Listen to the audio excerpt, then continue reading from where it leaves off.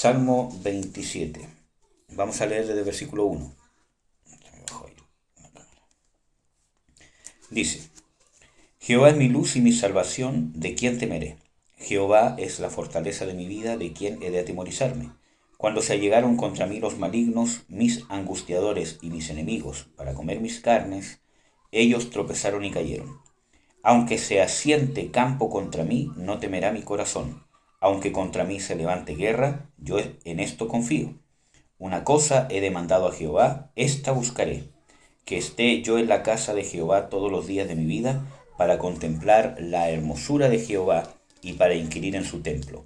Porque él me esconderá en su tabernáculo en el día del mal, me ocultará en lo reservado de su pabellón, me pondrá en alto sobre una roca, y luego ensalzará mi cabeza sobre mis enemigos en derredor de mí, y yo sacrificaré en su tabernáculo sacrificios de júbilo. Cantaré y salmearé a Jehová. Amén. Bueno, quería compartirles esto porque realmente nosotros vemos de que en este caso, en este contexto, aunque no vimos el salmo completo, ¿cierto? Pero en este contexto, ¿cierto? Uno puede ver de que el salmista está haciendo una declaración de fe, pero no simplemente una declaración de fe de algo que no ha pasado, sino que está haciendo una declaración de fe de algo que él está viviendo, ¿cierto? Cuando él dice Jehová es mi luz y mi salvación, ¿de quién temeré? ¿Cierto? Está haciendo una declaración porque justamente quiere vencer el temor, ¿cierto? Y probablemente está pasando una situación de, ¿cómo se llama? El temor.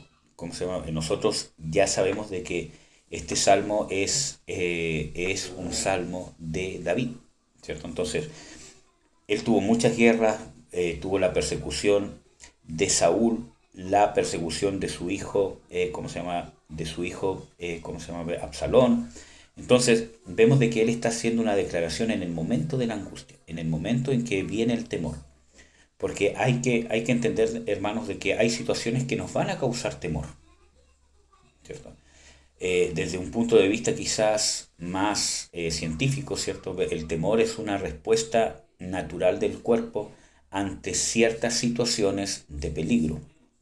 Algunas son instintivas y otras son por experiencias, ¿cierto? Que son grabadas ¿cómo se llama? En nuestra ¿cómo se llama? Memoria, ¿cierto? Pero hay un temor que va más allá que algo protector, ¿cierto? Y empieza a esclavizarnos. Cuando los temores que tengo me empiezan a esclavizar, donde yo pierdo mi voluntad y empiezo a hacer lo que el temor decide que yo haga, es porque estoy pecando. Estoy siendo preso del temor. Y acuérdense que en Hebreos dice claramente de que el que tenía el imperio de la muerte es Satanás, el cual tenía a todos esclavizados en servidumbre por el temor. ¿Ya? Entonces, para poder entender un poco esto, quiero ir al punto de que hace una declaración de fe, pero estando en esa situación. Pero es una declaración de fe no solamente de diente a labio, sino es una declaración de fe de lo que él está haciendo internamente. Por ejemplo, no es simplemente que yo tengo temor y digo no tengo temor porque Dios está conmigo, sino que estoy luchando contra ese sentimiento de temor y estoy tomando una actitud de que no tengo temor, pese a que lo siento, porque tengo la convicción de que Dios está conmigo.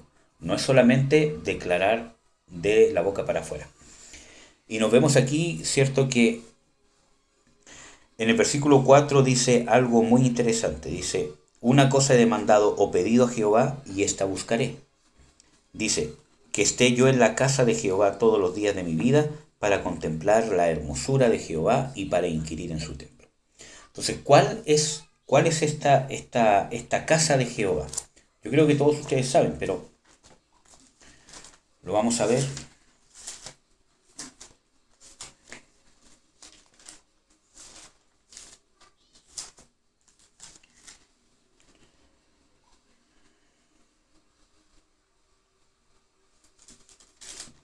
Se lo voy a buscar.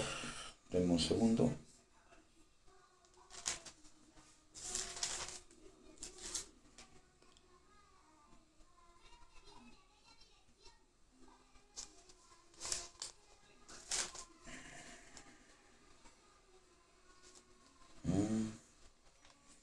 Está en 1 Timoteo o 2 Timoteo. Pero donde dice de que la casa de Dios es la iglesia, ¿cierto? Columna y baluarte de la verdad. Entonces, nosotros vemos de que cuando se refiere a iglesia, obviamente no se está refiriendo a un templo físico ni a algo que tenga que ver con lo denominacional, sino que cuando está hablando de iglesia, nosotros tenemos que entender que está hablando del cuerpo de Cristo, ¿cierto?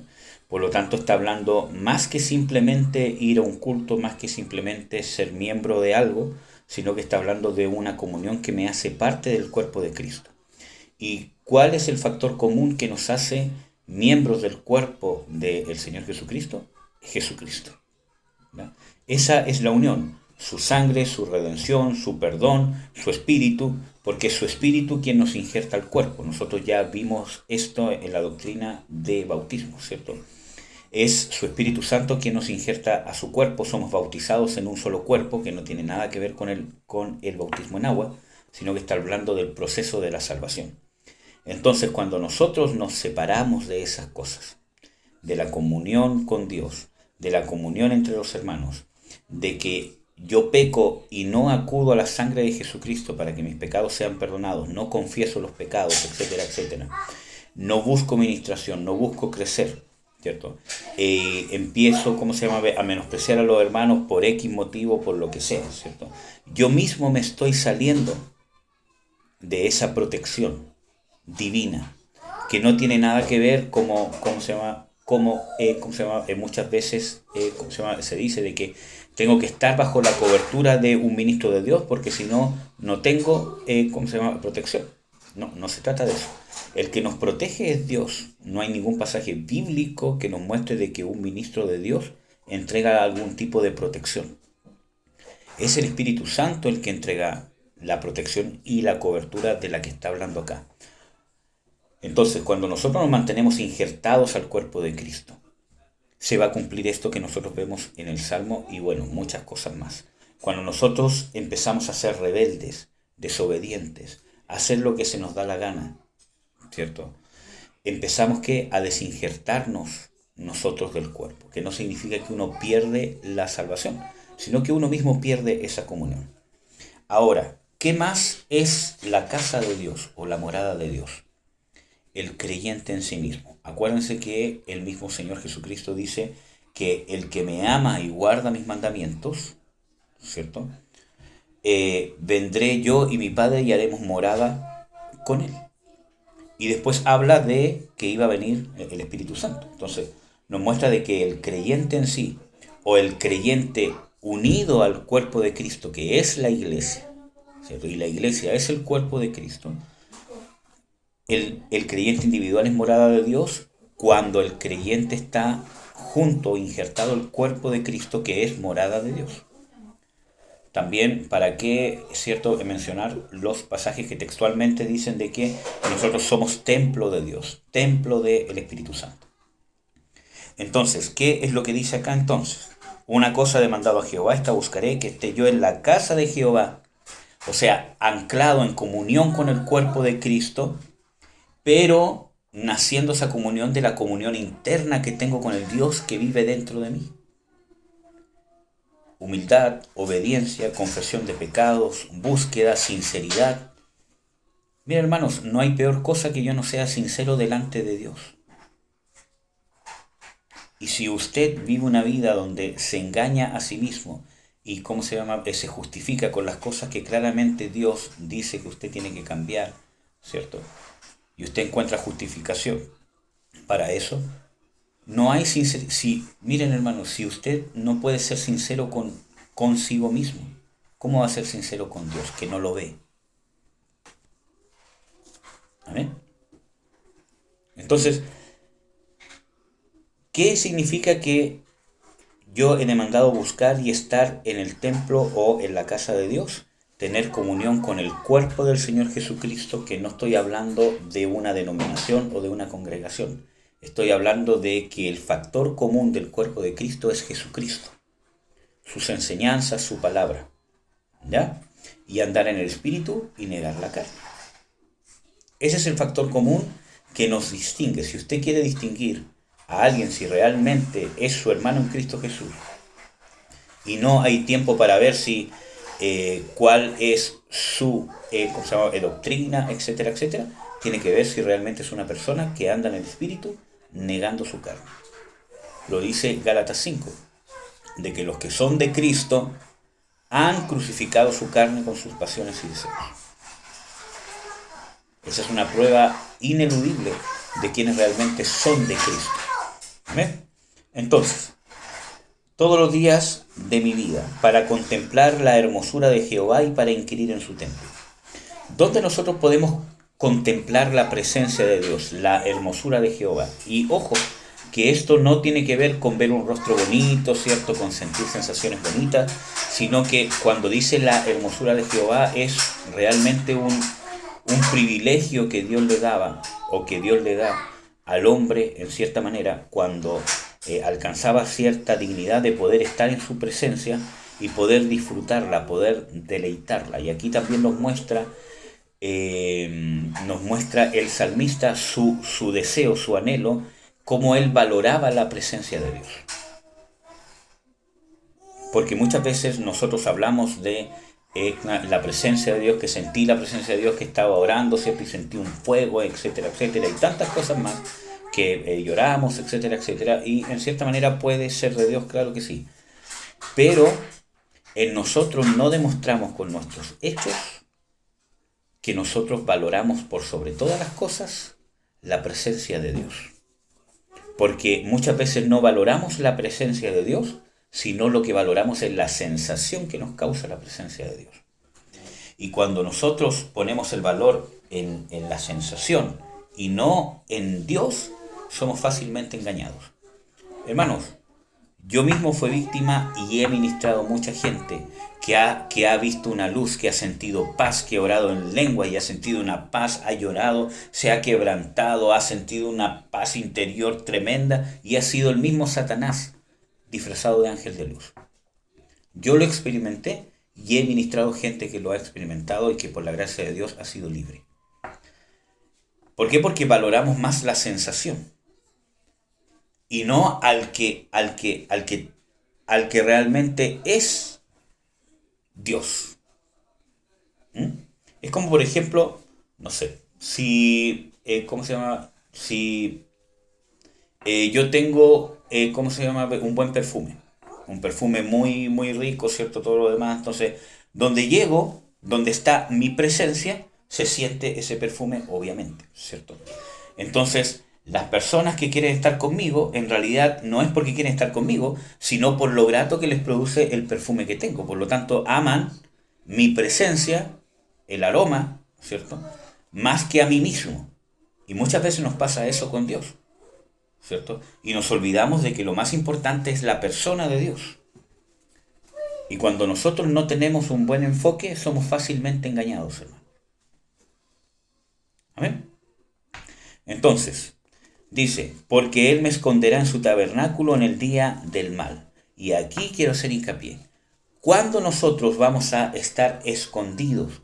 Y quiero que no piensen esto, ¿cierto? Ni en la casa de Dios, ni en el tabernáculo, como el cielo. Como allá sobre las nubes, ¿cierto? En el tercer cielo. Cuando habla de que Él me esconderá en su tabernáculo en el día del mal, está hablando que cuando nosotros pasamos una situación como esta, que se viene hablando desde el versículo 1, ¿cierto? Jehová es mi luz y mi salvación, ¿de quién temeré?, ¿cierto? Cuando vivimos esta lucha y esta decisión de nosotros enfrentar el temor, confrontar el temor, usando la confianza en Dios, no solamente palabras, sino tomando una actitud contraria al temor y que va de acuerdo a la confianza que estoy profesando, entonces tengo una comunión más interna. Entonces llego a estar oculto, escondido en el tabernáculo de Dios, porque se produce una relación tan interna con Dios, tan estrecha con Dios, que cuando dice que está escondido, ¿cierto? Es porque es una relación que ya no puede transgredirse, no puede encontrarse por el enemigo. Y esto ¿cómo se llama? Tiene un respaldo bíblico, hermano. Por ejemplo, Job era un varón temeroso de Dios, apartado del mal, ¿cierto? Como todos sabemos. Pasó el quebranto, y en ese quebranto llegó a tener una comunión tan interna con Dios que ya las aflicciones no la podían quebrantar. Cuando Job vivió todas esas circunstancias adversas que fueron provocadas por Dios, ¿cierto? Nosotros vemos de que su comunión con Dios se quebró. No la comunión que Dios tenía con él, sino la que él tenía con Dios se quebró.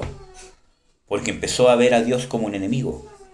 Dijo, deja de tirar tus saetas contra mí. ¿Por qué me haces esto, oh guarda de los hombres? ¿Qué te he hecho yo? Déjame en paz, yo soy justo. Dime, ¿cierto?, en qué pequé, etcétera, etcétera. Su comunión con Dios se quebró. Porque era inestable. Y muchas veces nosotros estamos en esa condición. Nuestra comunión con Dios, muchas veces sin darnos cuenta, está sustentada en cosas que son temporales y que son inestables. Entonces, no es simplemente pasar por aflicción. Es que yo, ¿cierto?, he pasado por un montón de cosas. No es simplemente pasar por un montón de cosas. Porque hay mucha gente que no conoce a Cristo que pasa por cosas más terribles que las de nosotros. Entonces, no es simplemente pasar por cosas malas.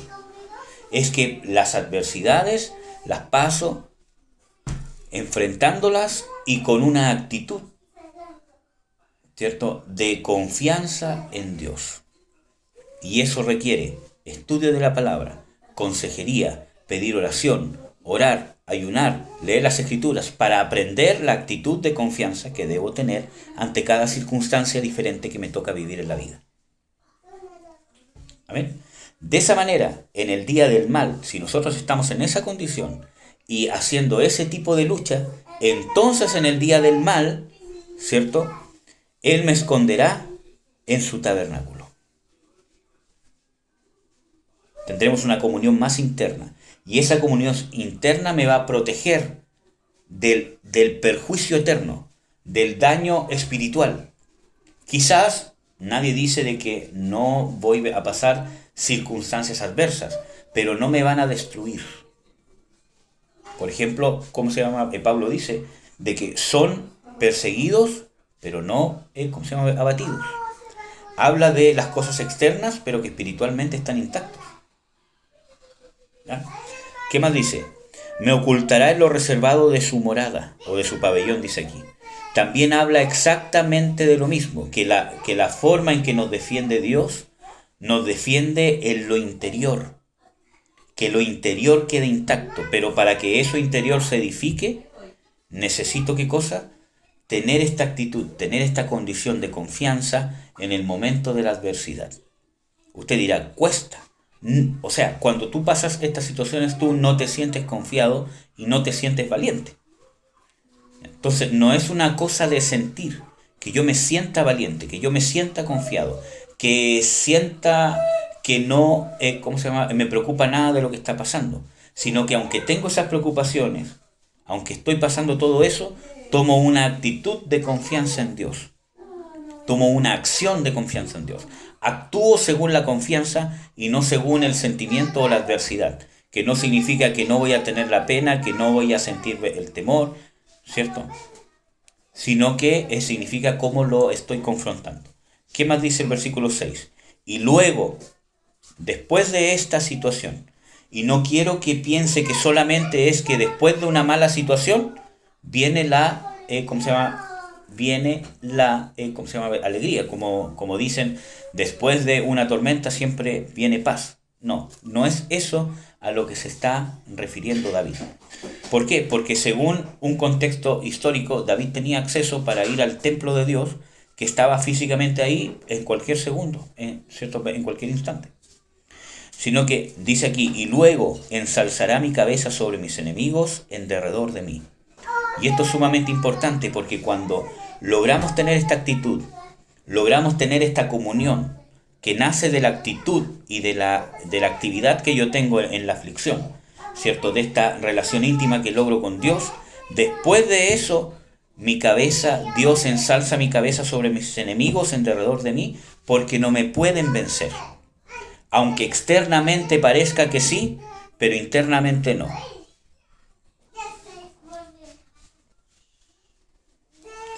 Entonces, después de todo eso, hermanos, viene lo que dice el Salmo 6. Y yo sacrificaré en su tabernáculo sacrificio de júbilo. Cantaré y salmearé a Jehová. Y quiero que vean cuál es este proceso. Los momentos de prueba, la actitud y la actividad que yo tomo de confianza, lo cual no es simplemente un sentir, una búsqueda de cambio interno, donde yo busco que mi interior cambie. Cuando usted pase por un momento de aflicción o de prueba, analice su interior. ¿Qué es lo que está sintiendo? Estoy sintiendo odio, resentimiento, pena, tristeza, falta de confianza, rabia, no sé, cualquier cosa.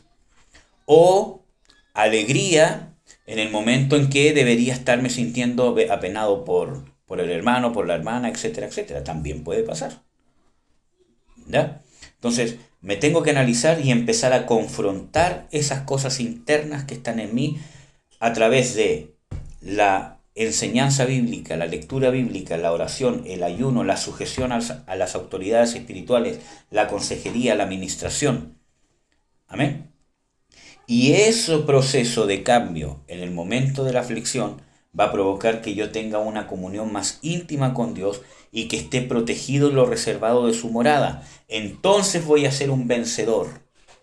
Porque aunque esté bajo la presión, aunque esté recibiendo, entre comillas, ese ataque, ¿cierto?, de la situación que estoy viviendo, no me va a poder vencer, porque ya tengo la victoria. Ya estoy escondido en el tabernáculo. Ya estoy en esa condición de unión con Cristo Jesús, que nace de una experiencia. Y cuando hablo de una experiencia, no hablo de una vez, sino de una experiencia continua.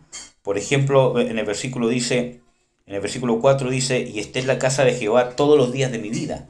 No es que porque usted haya vivido una terrible experiencia con fe y todo lo demás, ya tiene esa condición para siempre. No es así. Nosotros nos renovamos de día en día, ¿cierto? Usted no tiene ningún boleto que diga usted ya es por una circunstancia que usted vivió. Eso es una lucha. Cada aflicción, cada circunstancia es una lucha. Si no, se va a convertir en una persona soberbia, ¿cierto? Bueno, entonces vemos, luego ensalzará mi cabeza sobre mis enemigos en derredor de mí. Y eso significa que usted va a ser un vencedor o una vencedora. Porque cuando esté en esa condición, en esa comunión interna con Dios, escondido con Dios internamente, usted va a tener la capacidad de ser vencedor, aunque el ataque esté encima de usted, aunque esté recibiendo perjuicio, cualquiera que sea, ofensas en el área financiera, en el área de la salud, en el área del matrimonio, un montón de cosas.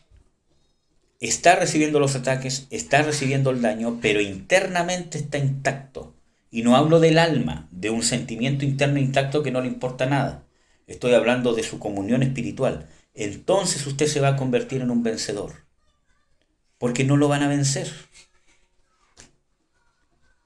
Externamente quizás sí, pero internamente no. Su fidelidad a Dios, su sujeción a Dios, su obediencia a Dios, su conexión y su compromiso con la moral de Dios, con los mandamientos de Dios, va a estar intacto. Amén. Porque usted lo va a estar haciendo.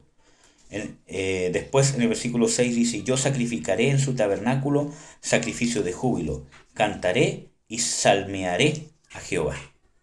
Y aquí está hablando de que de ese interior, de esa comunión, ¿cierto?, cuando tengo esa victoria y entiendo que puedo ser vencedor en esas circunstancias, entonces puedo alabar en cualquier circunstancia.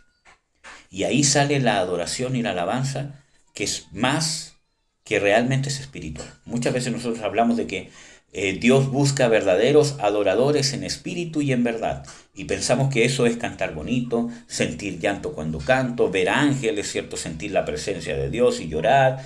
No es eso. Eso no es ser un adorador en espíritu y en verdad. Esto es ser un adorador en espíritu y en verdad. Andar en el espíritu y en verdad y sinceridad delante de Dios. De ahí, cuando somos victoriosos, sale el júbilo, la alabanza en el tabernáculo o en la comunión interna con Dios o en el anclaje al cuerpo de Jesucristo. Entonces tenemos que luchar por mantener esa comunión y mantenernos con fidelidad. Y la fidelidad se expresa en lo que hacemos. No es simplemente que usted diga yo soy fiel o que usted se sienta fiel. Porque yo me justifico que aquí, que allá. La fidelidad se expresa en lo que hacemos, en cómo vivimos, especialmente en nuestra intimidad. Amén, amados. Entonces seamos fieles. Mantengámonos firmes. Y busquemos esa comunión de estar ocultos en el tabernáculo. Y esto tiene mucha relación con lo que dicen las Escrituras cuando dice de que al anticristo se le dará vencer a los santos o hacer guerra contra los santos y vencerlos. Y yo les he dicho de que para mí la interpretación bíblica correcta es que eso va a ser vencerlos externamente. Porque después habla de que esos mismos santos reciben el reino eterno que Dios ha preparado para ellos. Por lo tanto, ellos son vencedores, pero, o sea, son vencidos externamente. Muchos, bueno, eso también se aplica para nosotros. Por eso Pablo dice, en todas las cosas soy más que vencedor en Cristo Jesús. O hago más que vencer, o todo lo puedo en Cristo que me fortalece. O dice, todas las aflicciones del tiempo presente no se han de comparar con la gloria venidera. O las cosas que vivimos acá, ¿cierto?, empiezan a generar un excelente y más alto peso de gloria. Todo tiene relación. Pablo vivía como un vencido, incluso dentro de la iglesia, avergonzado, desechado, menospreciado, por las mismas iglesias que él fundó, por los otros apóstoles, etcétera, etcétera. Y era un vencedor, pero vivió como vencido. Él mismo dice, nosotros los apóstoles somos expuestos como ovejas al matadero, ¿cierto? Somos expuestos, Somos expuestos al vituperio.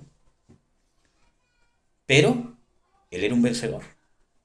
Así nosotros, que no busque la victoria externa, busque la victoria interna. ¿Cierto? No busque poder externamente parecer un vencedor, confrontar el problema y que usted gane.